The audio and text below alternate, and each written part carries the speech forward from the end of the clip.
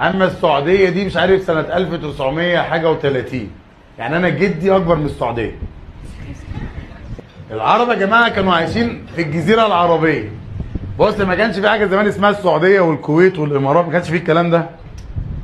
بس كان في مصر بفضل الله، لان مصر 7000 سنه. اما السعوديه دي مش عارف سنه 1900 حاجه و30. يعني انا جدي اكبر من السعوديه. والله جدي اكبر من السعوديه. انا ابويا مواليد 54 واصغر واحد. جدي مش عارف سنه 1800 وكام. لما انا جدي اكبر من السعوديه، يجي تركي الشيخ يقول لك المصريين مصريين ايه؟ يالا هي السعوديه دي كلها على بعض كده ما كملتش 100 سنه. اما مصر كام سنه يا شباب؟ 7. انت كبير جدا وعظيم. خلي بالك المصري ده جامد جدا والله. بس هو للاسف مش فاضي يكتشف نفسه الايام دي.